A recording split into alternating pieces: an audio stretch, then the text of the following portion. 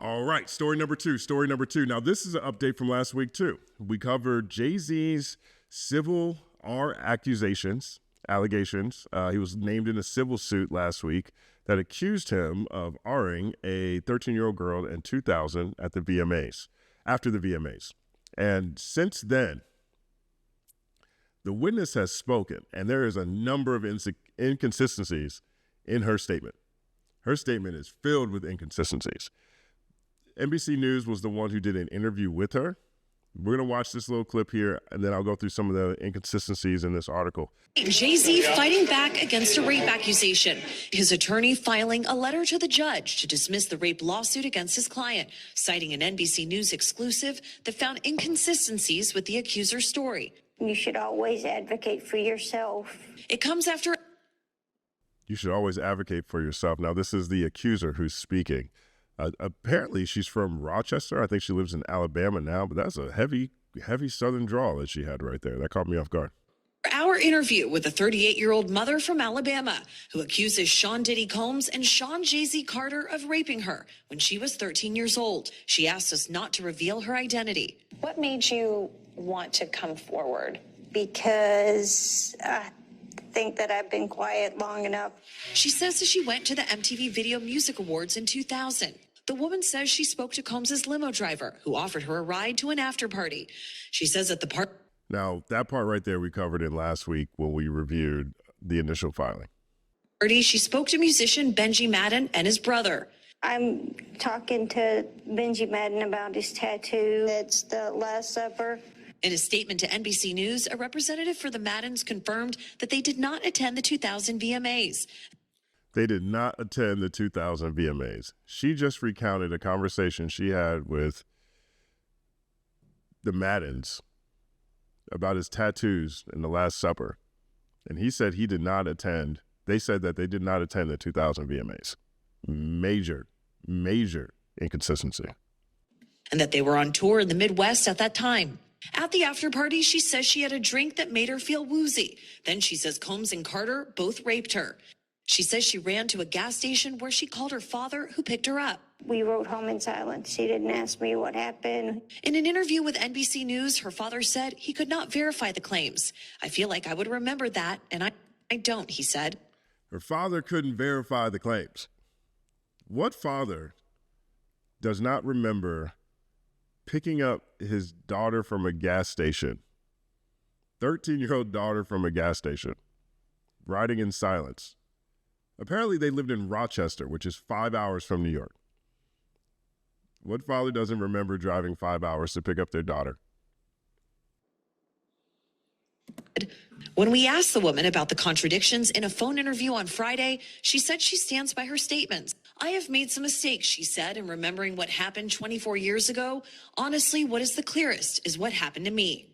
So that's the news report that went, the video that accompanied the news report. Here is some of the inconsistencies in this case. Now, this is a seismic shift from where we were last week. She said that a friend dropped her off at the VMAs. She was 13. She went around knocking on limos' doors, met a limo driver who says, "Oh, you're just like Diddy's type." The chauffeur drove Diddy to an after party, presumably someplace with a big house and a circular driveway, then came back to pick her up. All these things that we just saw happen, and then she felt woozy, went to lay down. Diddy came in and said, "You're ready to party." And then Diddy and Jay-Z took turns while an unnamed woman stood there and watched. Now her father says he doesn't remember that. Her father doesn't remember picking her up. This is a seismic shift from where we were last week. So here are some of the inconsistencies we have here. The woman said her father picked her up after the alleged assault, but he says he doesn't recall that. The woman also claims she spoke to a celebrity at the after party where she said she was assaulted, but that celebrity said he was not in New York at that time. And images from that evening show Jay-Z, whose real name is Sean Carter, and Sean Diddy Combs at a different location than the one the woman described. Although their whereabouts for the entire evening are unclear, this incident didn't happen. Jay-Z said. And yet he filed it in court and doubled down in the press, referring to Tony Buzbee. True justice is coming. We fight from victory, not for victory. This was over before it began. This 1-800 lawyer doesn't realize it yet, but soon. Okay. Now, Buzbee, supposedly top tier, one of the most successful lawyers in the country. The guy who's got 120 victims lined up for Diddy. Alleged victims lined up for Diddy. He released a statement that said, Jane Doe's case was referred to our firm by another who vetted it prior to sending it to us. He is walking this back. Okay, last week he was so confident they were thinking about filing legal or criminal charges. This week, that actually really wasn't even our firm, you know what I'm saying? It was actually, my other homie, they vetted it, then they sent it over here. So, just to let y'all know, right? Our client remains fiercely adamant that what she has stated is true to the best of her memory. We will continue to vet her claims. We will continue to vet her claims and collect corroborating data to the extent it exists. Because we have interrogated her intensely, she has even agreed to submit a polygraph.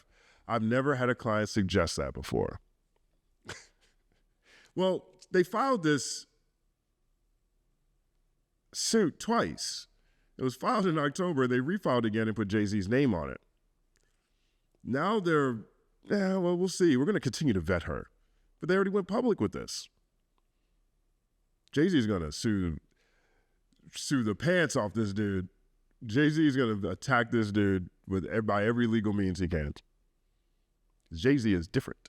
In any event, he added, we always do our best to vet each claim made, just as we did in this case. This has been extremely distressing for her to the point she has experienced seizures and had to seek medical treatment due to the stress. Oh, man. Grand opening, grand closing is what it looks like. Now, we'll see how this case develops, but I don't see how Buzbee can even move forward with this. The only witness that truly was there were the Maddens, and they said they weren't even there. Her father said he doesn't remember picking her up. And Buzbee's out here saying, we're going to keep vetting her. It was actually the homies down the street who did that one. Oh my gosh, that's crazy. Now, Jaguar Wright, again, she is someone who has been talking for years about Jay-Z and Diddy and how dark the music industry can be. She was doing somewhat of a victory lap once Sean Carter's name was listed in that civil suit. Mm-hmm. Well, now she is, I don't know if she got hit with lawyers too, but in one clip, which I'm not going to show, she is arguing with someone and saying that she never accused Sean Carter of assaulting her.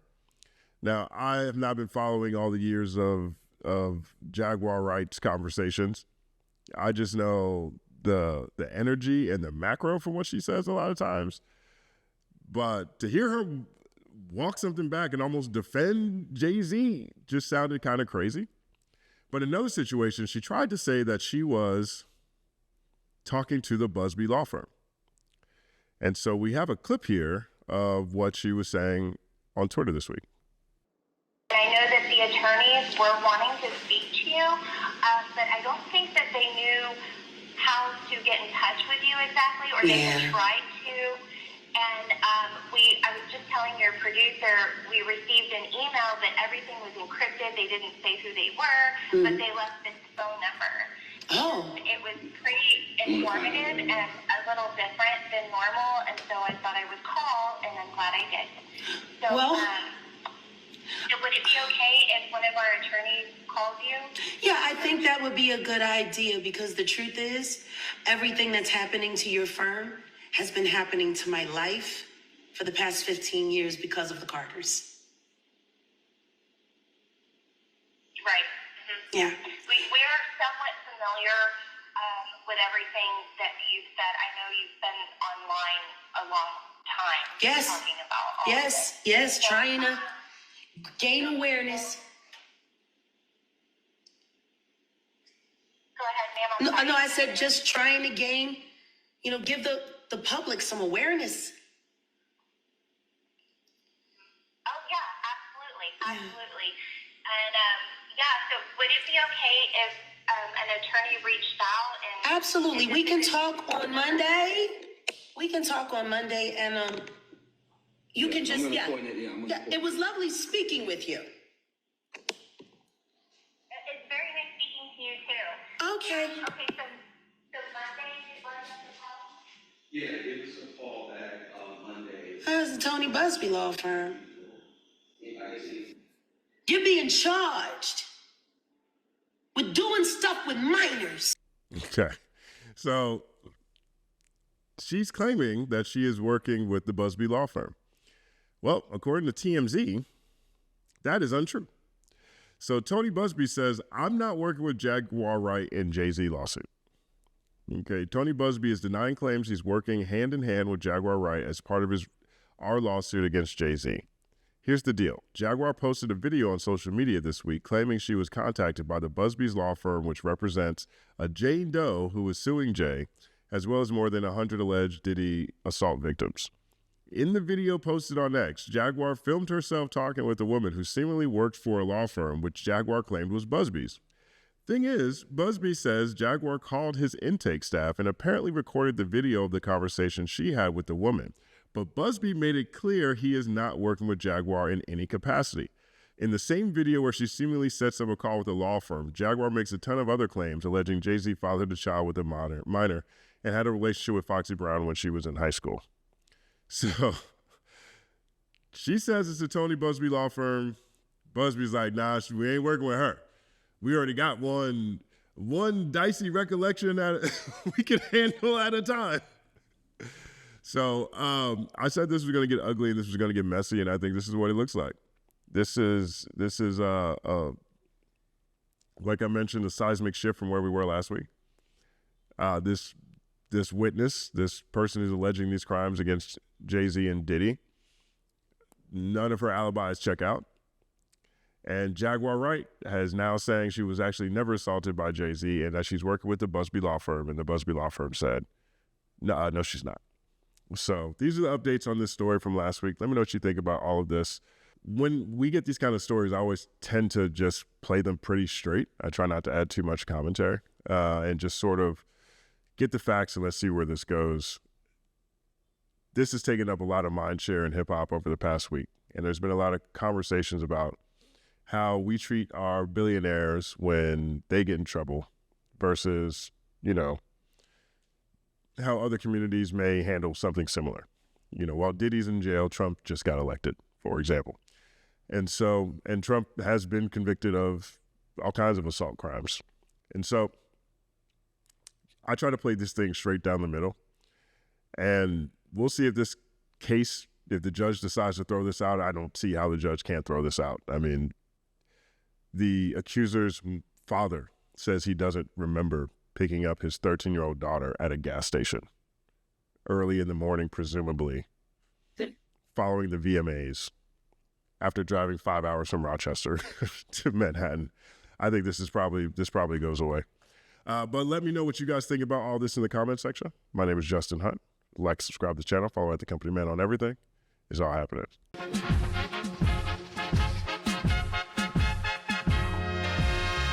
Justin Hunt is here, it's all happening. Justin Hunt is here, it's all happening. The mathematical breakdown of this mighty game of rap we in. It's boom bapping. Systematical culture views, it's radical, it's all happening. Shaking hands and dapping it. Life through the lens of hip hop, from trip hop to yes, dog. You don't stop, you don't stop. Justin Hunt is here, it's all happening. It's all happening, yes, it's all happening. Justin Hunt is here, it's all happening. It's all happening, yes, it's all happening.